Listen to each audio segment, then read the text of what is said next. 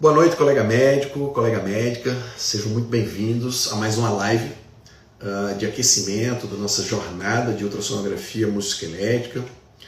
Se você ainda se sente inseguro, na hora de identificar patologias na ultrassonografia musculoesquelética e descrever no seu laudo, você precisa assistir essa live até o final. Por quê? Porque nessa live eu vou falar de 3 ajustes. Desses 3 ajustes, eu vou falar um pouco mais de outros sub-ajustes que vão te ajudar demais na hora de, obviamente, você interpretar a tua imagem e, claro, melhorar o teu laudo, a tua descrição, para você ver sempre a melhor imagem. E te garanto que isso vai te levar para um nível superior na hora de fazer os teus laudos, tá bom? Se você chegou agora, já te adianto que essa live é uma live de aquecimento para o nosso evento completo, nosso evento gratuito, 100% online, onde eu vou te mostrar como dominar a ultrassonografia musculoesquelética e alcançar a excelência, tanto nos exames como nos procedimentos ecoguiados, com segurança e precisão. Na verdade, o evento ele vai acontecer agora, semana que vem. Segunda-feira começa o nosso evento, tá? E foi feito para médicos que querem ganhar mais segurança clínica, melhorar a técnica e serem, obviamente, mais valorizados do ponto de vista profissional, tá bom? Além dessas aulas, você terá acesso a algumas apostilhas de cada aula, né? E essas apostilhas elas são somente para quem se inscreveu no evento e, obviamente, será um conteúdo muito prático do ponto de vista de você poder visualizar e praticar durante a semana, né? E com material exclusivo você vai poder revisar sempre que você quiser. E talvez alguém possa falar, né? Alguém possa pensar, eu já faço laudos muito bons, não preciso melhorar. Ok, entendo que você já se dedica para entregar laudos de qualidade e provavelmente, obviamente, seus pacientes e colegas já reconhecem isso. Tudo bem, mas veja só, mesmo especialistas de referência, eles revisam e refinam, tá, os seus métodos. Estudos mostram que pequenos ajustes na padronização dos laudos, eles podem aumentar em até 32%, tá, da sua precisão diagnóstica. Isso de acordo com o Journal of Ultrasound in Medicine 2022. Ou seja, não é sobre ser bom, ser ruim, é sobre você atingir um nível de consistência e segurança que apenas quem domina o ultrassom consegue nesses mínimos detalhes. Ou se você pensa, esses ajustes devem ser muito avançados para o meu nível. Não. Eu vou te falar o que realmente interessa, o que realmente você precisa se desenvolver do ponto de vista de avaliação para que você consiga, obviamente, melhorar a sua descrição clínica, melhorar a sua descrição dos laudos e, consequentemente, fazer laudos diferenciados, para que você possa ter um reconhecimento não somente do seu paciente, mas também dos colegas solicitantes que aí o pedem para fazer os exames. Bom, falado isso, eu vou te mostrar agora alguns ajustes.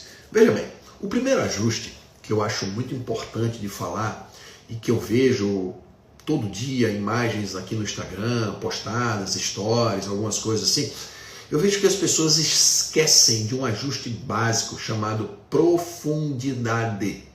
A profundidade na ultrassonografia musculoesquelética, eu estou falando de, quando a gente coloca o transdutor em cima de uma articulação, que seja cotovelo, ombro, quadril, é obrigatoriamente importante você ver a parte mais profunda, que é o osso. Lembrando que o ultrassom não consegue ver abaixo do osso, mas do osso para cima a gente consegue ver tudo com muita tranquilidade. Então, sempre que você colocar, e aí vai uma observação. Quando você está no ombro, o ombro ele tem várias estruturas superficiais e profundas. Então, sempre que você sair de uma estrutura e for para outra, você tem que mudar a profundidade. Você tem que ver sempre a parte mais profunda, que é o osso. Então, vejam esse exemplo. Faz de conta que aqui é a pele, aqui é o tecido subcutâneo, aqui é a parte muscular e aqui é o osso.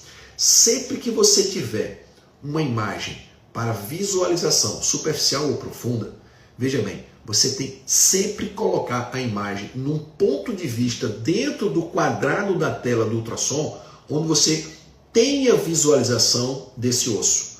para que você possa correlacionar a estrutura articular conforme manda obrigatoriamente o protocolo. Não adianta você colocar uma imagem sem o osso, não adianta você fazer uma imagem sem o músculo, sem o subcutâneo, sem a pele, não dá porque é impossível, tá? Mas você sempre busca.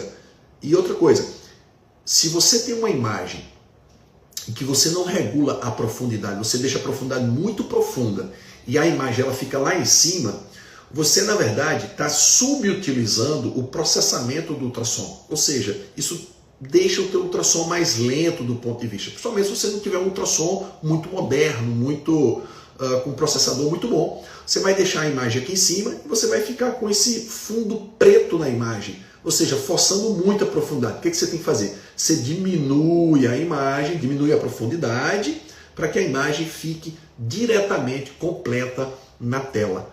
Isso vai definitivamente mudar como você enxerga. E aí serve para você fazer descrição, para fazer laudo, serve para você fazer infiltrações guiadas, tá? Então, se você tem uma melhor imagem abordada durante a tua avaliação, tanto para fazer exames, como também, obviamente, para fazer seus procedimentos. Você vai ver melhor a agulha, você vai ver melhor as estruturas, você vai ter o domínio da imagem em tempo real. Uma outra coisa que eu separei, além dessas três, é que durante essa avaliação, você pode perder as visualizações laterais. Uma dica que eu dou é que na ultrassonografia, nos aparelhos de ultrassom, todos eles têm, você tem um recurso chamado imagem trapezoidal. Você sai de uma imagem reta no transdutor linear e sai para uma imagem trapezoidal, ou seja, você ainda aumenta ainda mais o campo de visão para você ver as estruturas ao redor. Então, isso melhora muito o teu campo de visão de uma forma geral, da superfície ao osso e as regiões laterais, tá bom? Veja só, quando eu falo, agora vamos ao segundo ajuste. Básico, tá? Muito básico, mas que para quem está começando e para quem já faz aí seus procedimentos, o outro pode ainda mais potencializar. Quando você regula lá sua profundidade, você tem aqui a pele, subcutâneo, músculo e osso. De acordo com a estrutura que você quer ver, existe uma coisa chamada foco. O foco ele tem que estar sempre um pouco abaixo do que você quer melhor visualizar na imagem. Se você quer ver a articulação toda, você tem que botar o foco um pouco abaixo do osso. Se você quer ver um pouquinho mais uma lesão tumoral, você coloca lá em cima o teu foco para ver a lesão tumoral aqui na região de pele. Se você tem um cisto um pouquinho mais profundo, você bota o foco um pouquinho abaixo do cisto. Veja bem, toda vez que você colocar o seu foco de acordo com a estrutura que você quer visualizar, você vai ter uma imagem mais clara, você vai ter uma imagem com maior resolução. Isso serve tanto para você fazer a avaliação diagnóstica, como também para fazer um procedimento guiado por ultrassom. Por quê? Porque você vai ter a agulha com melhor visibilidade. E aí entram outros recursos, né, de angulação lá, dependendo da máquina. Você pode ter uma angulação de inclinação de ultrassom, dos feixes do ultrassom. Você pode também ter algumas máquinas mais modernas, tem um dispositivo que você aperta, que você angula automático e reverbera melhor as estruturas metálicas, né? Então você consegue também visualizar a partir dessa tecnologia. Mas o mais importante é você ter noção da profundidade e do foco onde você quer fazer ou a sua avaliação com maior detalhe, ou também a sua avaliação do ponto de vista de infiltração, para que você sempre veja a agulha de forma mais nítida, né? Porque às vezes a gente está fazendo um exame e a gente se depara com estruturas de vários níveis de patologia, vários níveis de lesões, né? De uma forma geral, se você quer dar ênfase a uma estrutura mais profunda, foco mais profundo. Se você quer dar ênfase à estrutura mais superficiais, você coloca o seu foco mais superficial. E aí você pode salvar essas imagens de acordo com cada estrutura que você está avaliando no segmento de avaliação da estrutura, tá? Esse é um ajuste muito, muito útil. E, diga-se de passagem, a tua mão esquerda tem que estar sempre pronta para avaliar, para modificar. Profundidade, foco. Profundidade, foco. Veja bem, o terceiro ajuste é o seguinte. Eu poderia falar do ajuste também do Doppler, que é muito importante. Mas vamos lá, eu vou falar agora do ganho. O ganho, nós temos dois tipos de ganho. O ganho geral e o ganho chamado TGC. TGC. C, compensação de ganho de tempo. O que seria isso de uma forma geral? Vamos lá, vamos primeiro para o foco, para o ganho geral. O ganho geral é um botão que você roda, você gira para um lado e para o outro. Quando você gira para o lado direito, você aumenta o brilho. Quando você gira para o lado esquerdo, você diminui esse brilho. Só que esse ganho geral, ele faz um aumento de toda a tela. Às vezes você está numa estrutura que você consegue ver muito bem a parte superficial e não vê somente a parte mais profunda. Se você fizer o ganho geral, essa tua imagem de cima, que você está vendo muito bem, ela vai estourar. O que você faz para visualizar então só as imagens mais profundas? Você vai lá no TGC, que geralmente nas máquinas mais antigas são aqueles vários botões um em cima do outro, né?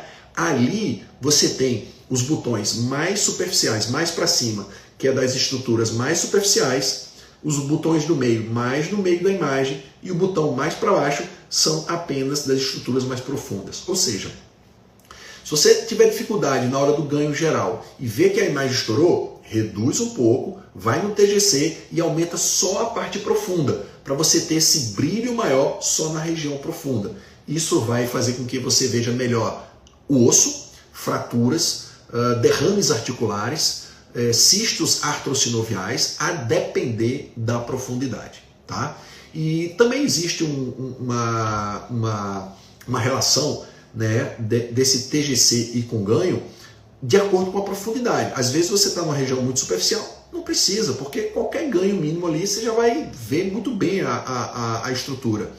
E sempre lembrando, isso pode ser feito tanto no transdutor linear como no transdutor convexo. Lembrando que o convexo sempre mais útil em estruturas mais profundas ou até mesmo para fazer alguns procedimentos guiados em estruturas mais profundas também. Eu sempre falo que o transdutor convexo ele é mais grosso. Logo, nos procedimentos você consegue ver melhor e guiar melhor durante o teu procedimento. Tá? Então, são dicas práticas do dia a dia, né? Profundidade, foco, ganho geral, ganho de altura, que é o TGC, é a compensação de ganho de tempo, né? Onde você melhora cada nível de profundidade no brilho de acordo com a tua necessidade real no teu exame.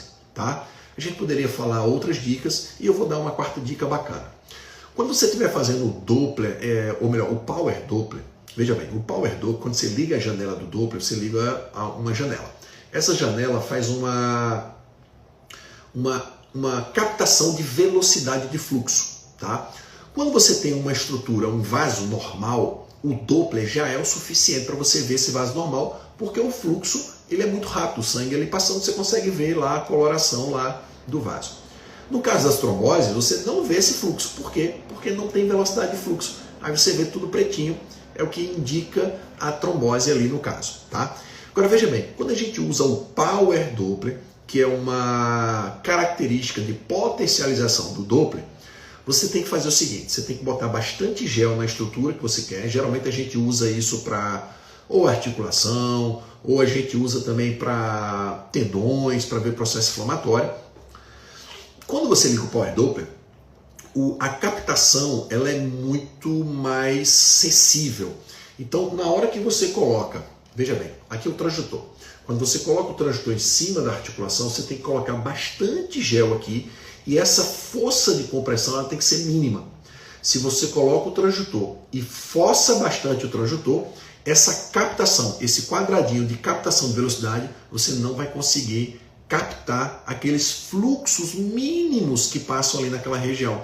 Então, a dica é, coloca gel, coloca-se uma pressão mínima, faz silêncio e pega o botão lá, que é o C, que é o color, e você regula ele até estourar. Depois que estourar, você vai diminuindo esse ganho e você vai vendo que o estourado dessa captação vai diminuindo até ela desaparecer. Quando ela desaparecer, com a mínima pressão e com silêncio, você vai conseguir captar definitivamente se é um Power Doppler positivo ou não.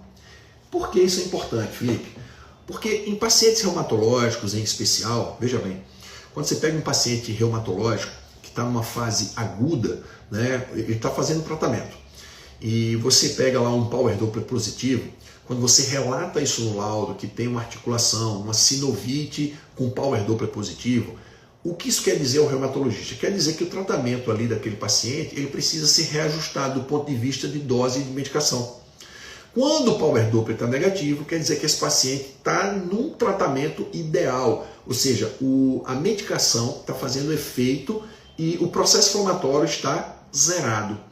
Isso muda condutas, muda vidas, muda tudo que você puder imaginar na vida de um paciente. Então, essa orientação, essa dica, ela é importantíssima.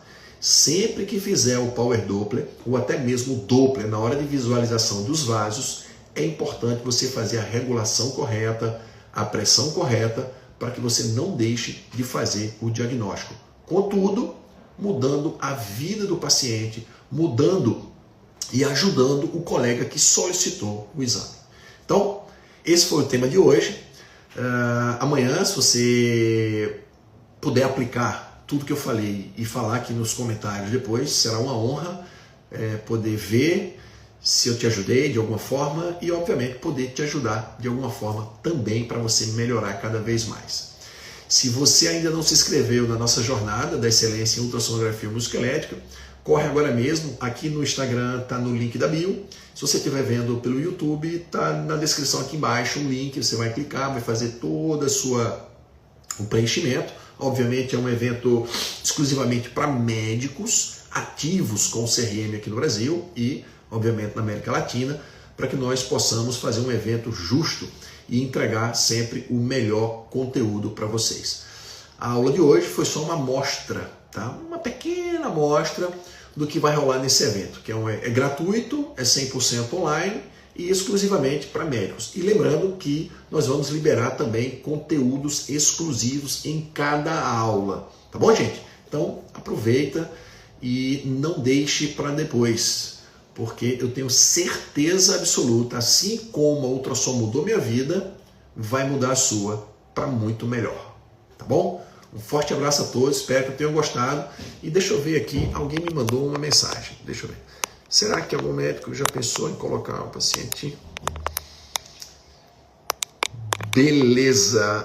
Diego, isso que você falou é bastante... Dr. Diego Florenzano. Diego, esse seu questionamento já foi feito, tá? Isso há alguns anos atrás. A primeira pessoa que descreveu o ultrassom, ele fez justamente esse teste. Antigamente o ultrassom era uma máquina grande, onde você adentrava dentro de uma banheira de corpo inteiro de água e havia um sistema de imagem de ultrassom que emitia ali na água e você propagava todas as estruturas do corpo submerso na água. Isso tem em literatura, tem descrito na literatura, eu não lembro agora os detalhes, mas isso já foi feito sim lá atrás. Inclusive, o que você falou aqui da banheira, nós podemos dar um exemplo de exames que fazemos em dedos e pés, né? Estruturas muito superficiais, a gente coloca bacia d'água, tá? Coloca submersa a mão e a gente coloca o transdutor sem encostar nas estruturas. A gente coloca o transdutor aqui e a água consegue já acoplar, fazer o acoplamento entre o ultrassom, né, e a imagem, a estrutura anatômica, e a parte anatômica da mão, né, e a gente consegue ver dedo, consegue fazer avaliação dinâmica, consegue fazer a avaliação de flexão, consegue ver as polias, assim, ó. A gente consegue fazer muitos diagnósticos com essa observação que você colocou. Muito bem colocado. E lembre-se, já foi feito isso sim, tá? Há muitos anos atrás, hoje mais não, as coisas evoluíram. E quando a gente precisa fazer estrutura muito superficiais, ou pé ou mão, a gente faz isso ainda até hoje, tá bom? Deixa eu ver se tem mais alguma pergunta, alguma coisa. Bem, eu acho que é isso aí. Gente, Espero ter contribuído com vocês num sábado à noite, de alguma forma. A todos um bom sábado e até amanhã, tá bom? Tchau, tchau. Nos vemos amanhã na nossa próxima live de aquecimento para a nossa jornada que começa semana que vem. Tchau.